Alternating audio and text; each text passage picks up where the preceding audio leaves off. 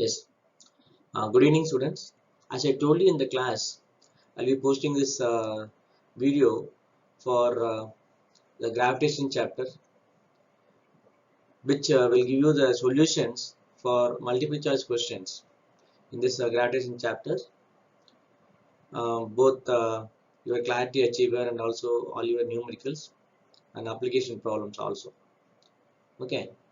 Uh, so this will helpful for you for your coming examination. So before going to the solutions of this multiple choice question, I'll give you some introduction about this gravitation, how it is calculated. Okay, there is a force of attraction. Actually, is a gravitational force is a force of attraction between two masses.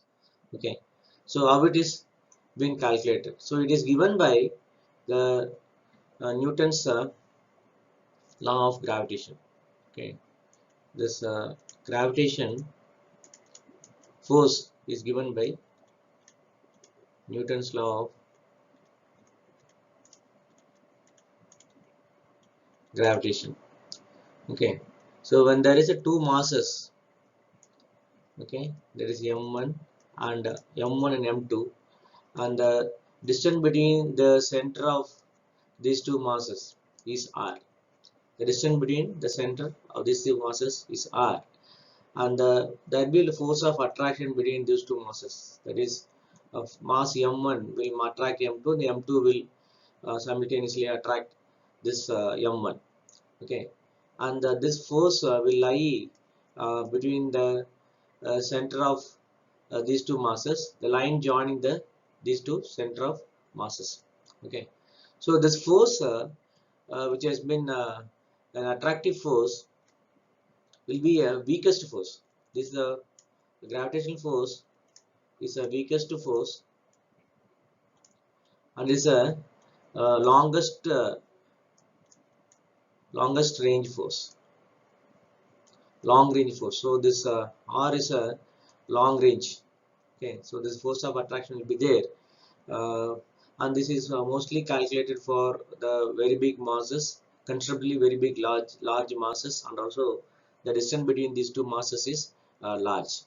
And what this Newton's law of gravitation says is the force of attraction between these two masses is proportional. The force is proportional to the product of these two masses, m1 and m2, and inversely proportional to the square of the distance between them. So r is the distance between these two masses, and if I calculate the square value of this, that will be inversely proportional to this. Okay, so that means when the distance between these two masses increases, the force will reduce. Okay, so m1 and m2 value increases, then the force will increase, and r increases, the force will decrease the square times. Okay, square the times, how much times the r is increasing, the square the times the force will decrease. So that's this force is proportional to this product of two masses and inversely proportional to the square of the distance between these two masses.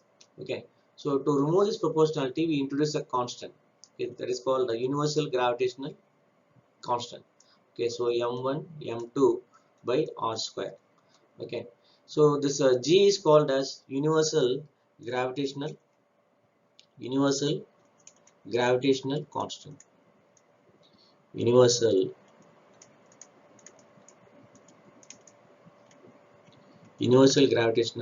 constant.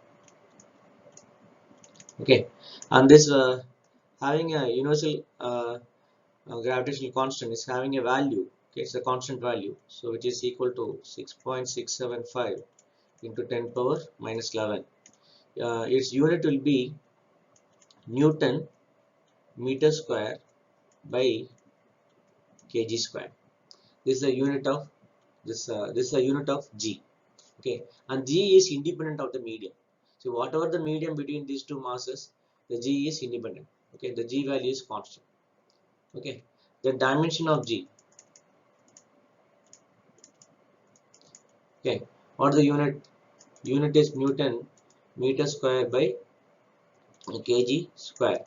Okay, so the Newton I can write it as kg meter per second square. That is mass into acceleration. That is your Newton. and into meter square divided by kg square.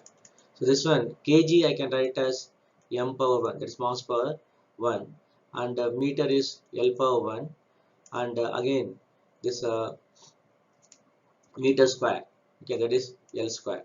So L square divided by this S square will go down, so that is time second square, so T square into kg square mass square, okay, kg square is m square. So m power 1 and this m power 2, this m power 2 goes up, my m power minus 1, m power minus 1 plus 1 will be equal to m power minus 1, okay, L power 1 into L square will be equal to L cube, and the T square when goes up T power minus 2. So this is the dimension of G here. It's the dimension of G. So with this introduction, we'll solve some problems. Okay.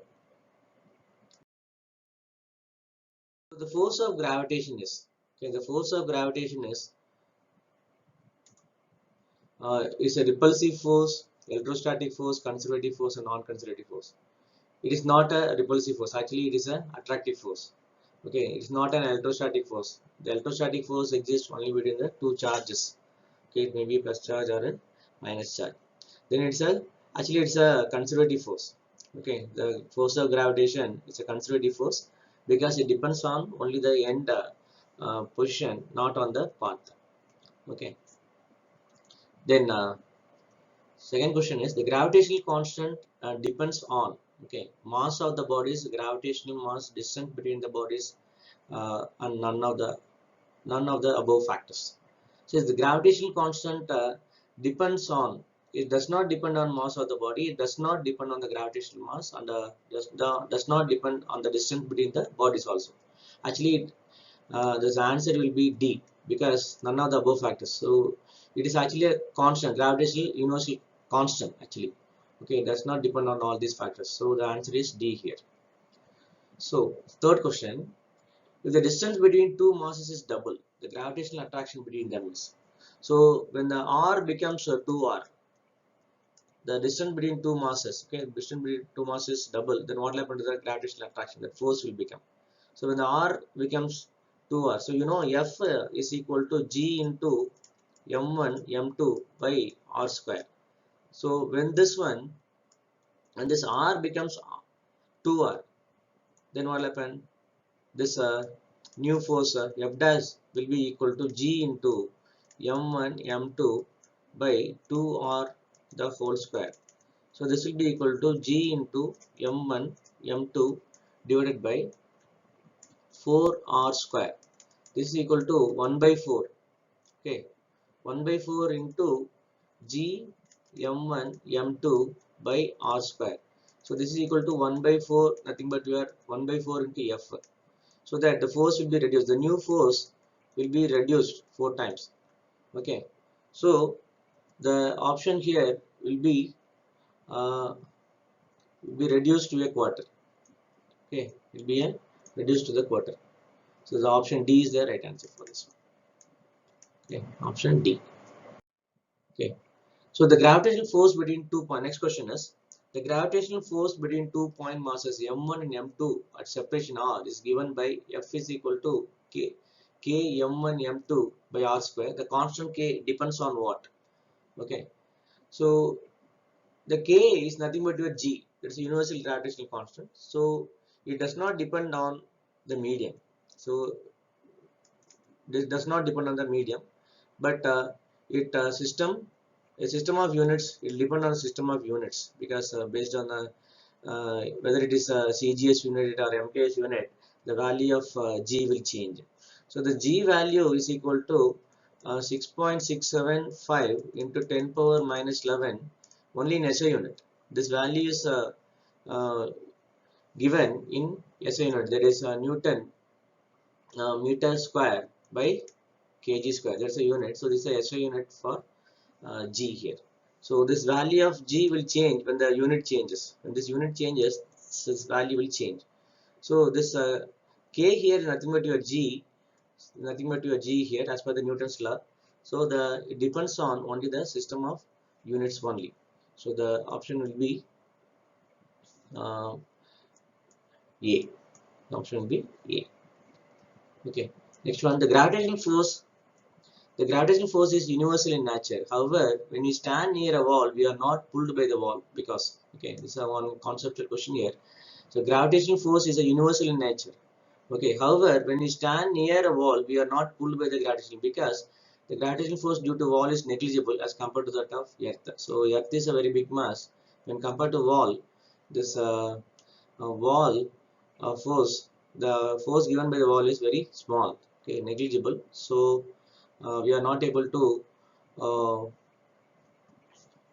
realize the force, okay, by the given by the wall. That's what it means.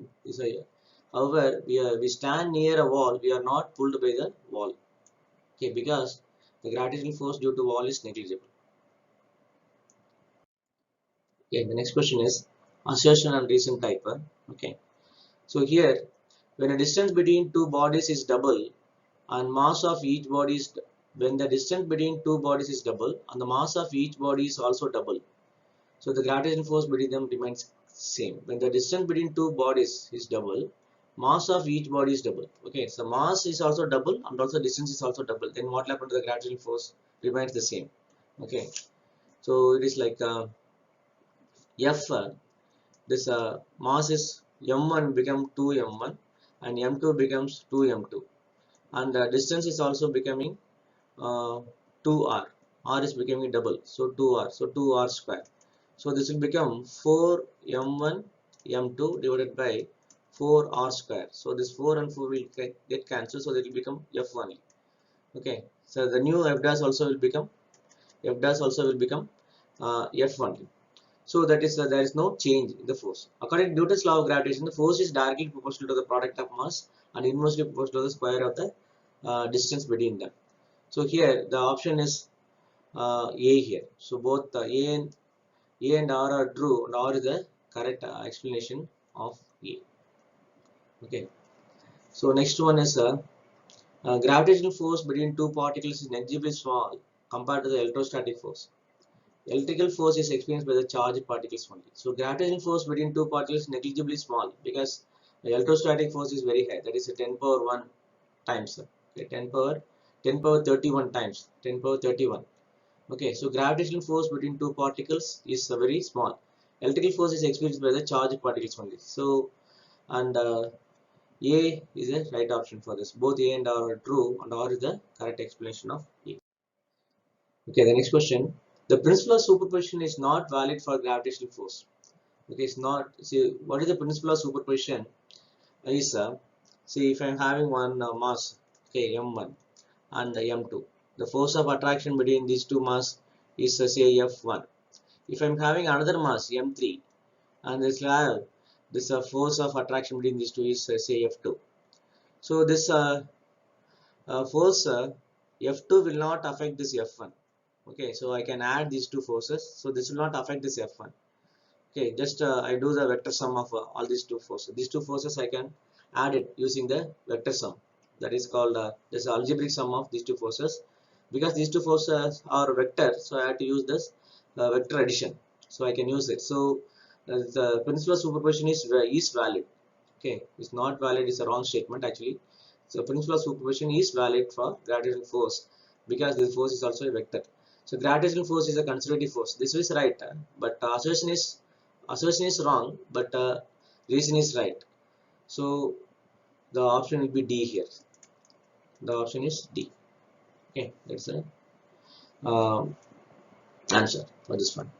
Okay, so next one is the statement A person sitting on an artificial satellite revolving around the earth feels weightless, because this statement is also right because he is not been able to produce the reaction force. The floor is not able to produce the reaction force. There is no gravitational force of earth, force on the satellite. That is actually wrong. Okay, there will be a gravitational force wherever the satellite is. The person sitting in an artificial satellite revolving around the earth feels weightless. Okay, so here A is true, but B is false here. So the option C for this one is option is C here. Among the following true statement about the gravitational constant G is, the G is a dimensional number No, it is actually a dimension. It's having a dimension. The value of G is some anywhere same anywhere in the universe. That is right. G has the same value in all system of units. That is wrong. Okay. So the value of G does not depend on the nature of the medium. That is also right. So the answer will be B comma D. B comma D is the right answer here. Okay. So the gravitational force. Next we'll go to this question uh, in your application. Skills. So gravitational force between 2 point masses m and n are separated by distance f. Now a point mass 3m is placed next to m, so that the total force on m will be equal to x times this force. So what is the value of x? That's what they are asking. Okay. So there is a gravitational force between 2 points. Okay, and that is 2 point mass. So that is 1 point mass is m, and the other one is capital M. Okay, this is m, separated by distance of d. So the distance between them is d here. And now a point mass 3m is added here. So one more another 3m mass is added here. Okay. So initially the force between F1, initially before adding this 3m, the force between these two masses will be small m capital M divided by d square into g value. So now this after adding this point mass 3 m, so the F2 will be equal to g into m, that is 3m plus m, that will become 4m. Okay, 4m into m divided by d square. So this will become 4 into g into small m into capital M by d square. This is equal to 4 into f1. Okay, so the f2 will be equal to 4 into f1 here. So this x will be equal to 4. So the option will be A. So the option A is the right answer here. Okay. So gravitational force between two stones of mass 1 kg is separated by a distance of 1 meter in vacuum is what this value is. Actually, the gravitational force between two stones of mass 1 kg. So that is F is equal to 6.675 into 10 power minus 11 into mass of 1 kg into 1 kg divided by, and distance is also 1, so 1 meter square. So 1 square. So this one will be 1 into 1 divided by 1 is 1 only. So the option will be 6.675 into 10 power minus 11. So Newton here. So the option will be D. Okay, that will be the D value. So the force will be this. Okay, two spheres of mass m and m situated in air, and okay, two spheres of mass m and capital M are situated in air, and the gravitational force between them is F. The space around the mass is now filled with liquid. The specific gravity 3. The gravitational force will now be what? So here the same force only, because the force will not change, because that's what we studied. The G is also independent of this medium. So the F will be same. The force will be same, even that we are filling this two masses with this specific gravity 3. Okay. So two identical spheres are placed in contact with each other. The force of gravitation between two spheres will be proportional to what? Okay. See, there are two identical spheres are placed in contact with each other. Okay, contact with each other. So there are two spheres like this.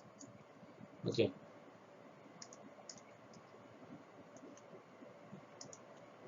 So two spheres in contact with each other. Okay. So this is having a radius r, and this also radius r. So the distance between them is 2r.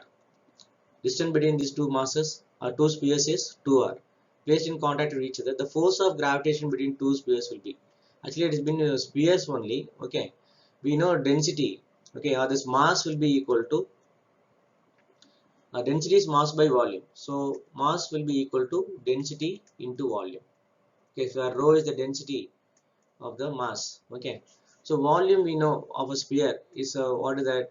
4 by 3 pi r cube.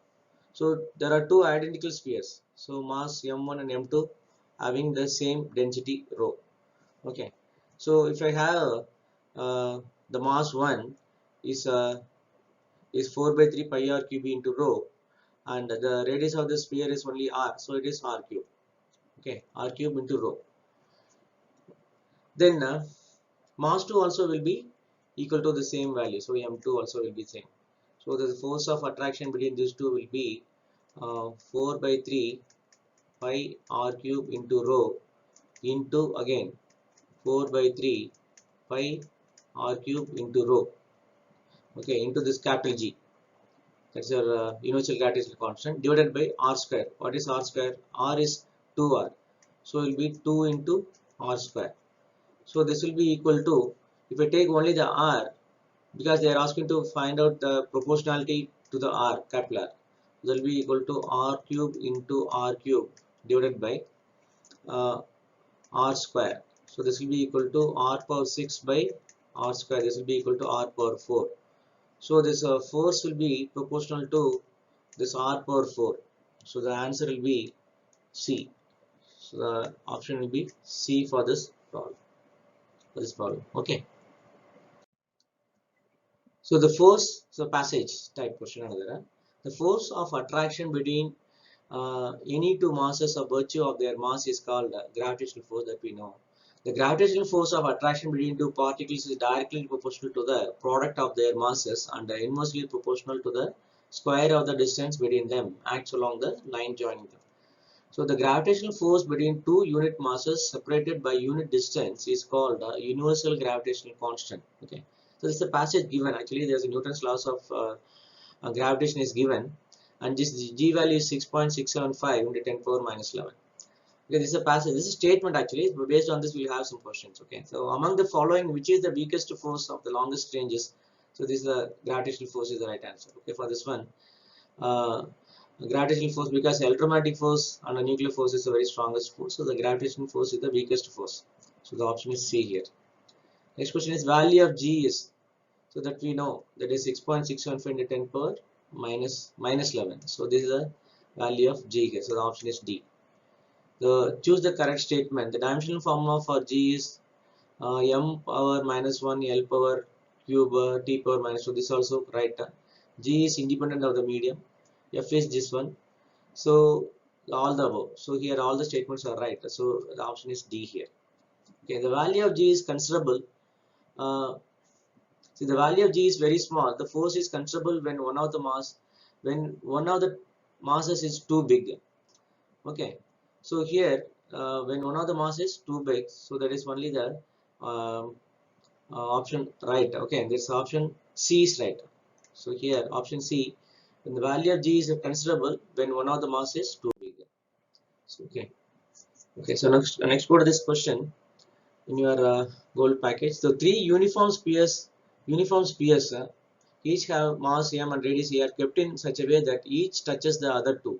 Magnitude of gravitational force any of the spheres due to the other is. Okay, the three uniform spheres each has a mass m and radius a are kept in such a way that each touches each other two. Okay, then what is the option here? So there are four options. So three uniform spheres. We have to draw the three uniform spheres like this.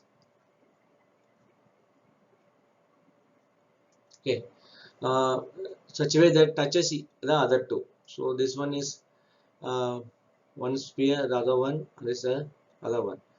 Okay, radius is a. For all the spheres, the radius is a. So distance between these two, any two uh, spheres, the distance between them will be 2a. Okay. So three uniform spheres, uniform. So there all the spheres are same as a mass m. So all the spheres are having mass m and radius a, are kept in such a way that each touches other two.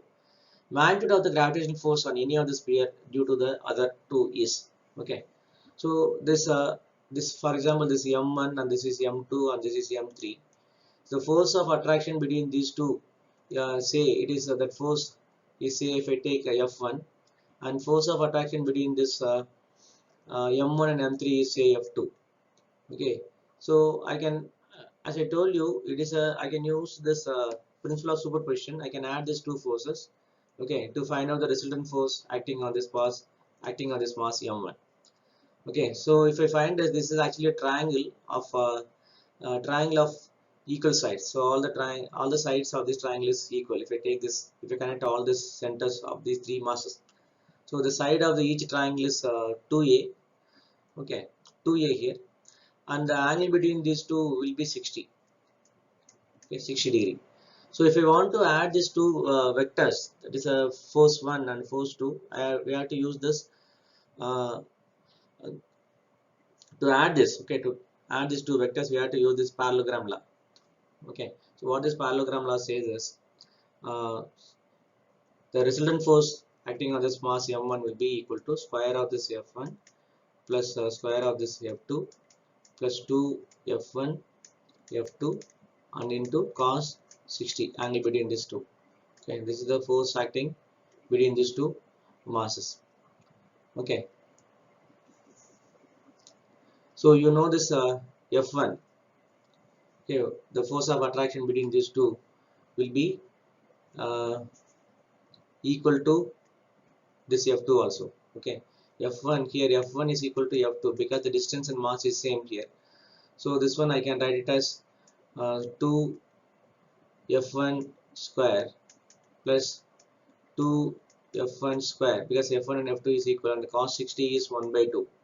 So 1 by 2, cos 60 is 1 by 2. So this 2 and this 2 will cancel. I get 2 f1 square plus uh, f1 square, that will be equal to, so root of this. Okay, so this will be equal to 3 f1 square. This will be equal to 3 root 3 f1. Okay, so root 3 f1. So now we can calculate this. What is this f1? F1 is the force of attraction between this mass and this m1 and m2. Okay, so the f1 will be equal to g into m1 m2 divided by r square. R square is 2a. Okay, so 2a square. So this will be equal to g into m1 m2, both are equal, so g m square divided by 4a square. Okay, 4a square, this is your f1. Okay, so into this resultant between this mass, resultant force acting on this mass m1 will be equal to g m square by 4a square into root 3. So as per this equation here, so g m square 4a square root 3 by 4. Okay, root 3 by 4 g m square by a square. So the option will be C. So C is the right answer for this problem. If you are given total mass m to divide into two parts, so that the gravitation force between them at distance maximum will be maximum when I divide these two masses into two equal halves, so that the force of attraction will be maximum. Yes, we'll go to the next question. That is a platinum package. Two particles of masses 1 kg and 2 kg are placed at a separation of 50 cm. Assuming that only force acting on a particle or their mutual gravitation, the initial acceleration of the two particles are, the four options are given. Okay, so that is we have to find out the initial acceleration of the two particles. So, acceleration of 1 kg and acceleration of 2 kg mass. So you know this acceleration is equal to force by mass here. Okay, so you have to find out this force of attraction between these two masses. Okay, that is your mass of 1 kg and 2 kg. So that force of attraction is given by G into m1 m2 by the distance between them is r square. Okay, so this value is nothing but by 6.675 into 10 power minus 11 into 1 kg into 2 kg. Okay, so divided by the r is given as 50 centimeter. Okay, that is 50 centimeter. So convert this into meter. So 50 into 10 power minus 2 meter. Okay, so that will be equal to 50 into 10 power minus 2 the whole square. Okay, whole square. So this will be equal to 6.675 into 10 power minus 11 into 2. Okay, divided by 50 square is 2500 and 10 power minus 4 I can write. Okay, so this one I can write it as this minus 4 when it goes up becomes 10 power 4. Okay, so this one I can write as 6.675 into 10 power minus 11 into 2 into 10 power 4. Okay, so divided by this one I can write it as 25 into 10 square. So 2500 I'm writing it as, okay, I'm writing it as 25 into 10 square. So this will become 6.675. I'm multiplying by 1000, so it will become 6675. So this 1000, this is 10,000 actually, so 1000 I take, so 110 will be there. So 6675 into 10 power minus 11 into 2 into 10. Okay, so divided by 25. So 25 into this 10 square. So here this 10 and the square get cancelled up. So this 10 power 1, it goes up 10 power minus 1. Okay, so it will become 10 power minus 1 here. So this 25 and this 6675 will get cancelled up. Okay, this 25 and this 6675 can cancel up. So we get 267. So this will become 267 into 2. 267 into 2 will be equal to 534. 267 into 2 will become 534 into this 10 power 11 and this 10 power 1. This 10 power 1 goes up, will become 10 power minus 12. This much of Newton. So this will be equal to 5.34 into 10 power minus 10 Newton. So 534 I can write as 5.34 10 power minus 10. So this is the force now. Okay, so the acceleration for 1 kg mass will be equal to 1 kg mass will equal to this value 5.34 into 10 power minus 10 Newton by 1. So it is nothing but my, if A1 for the 1 kg mass will be equal to 5.34 into 10 power minus 10 meter per second square. Meter per second square. So that is the acceleration of first mass. Then what is the acceleration of second mass? Acceleration of second mass will be equal to the force divided by mass. So what is the force here? For 5.34 into 10 power minus 10 Newton. Okay, so divided by mass. What is the mass? Is it 2. So again it will become 5.34 10 power minus 10. That also, this also will become 2.67. Okay, 2.67 into 10 power minus 10. Okay, meter per second square. This is A2 here. So A1 is this much. So if I see this answer is the option B. So option B is the right answer. Okay. So next, I think we have completed this concept, sir. So we'll go to this next concept.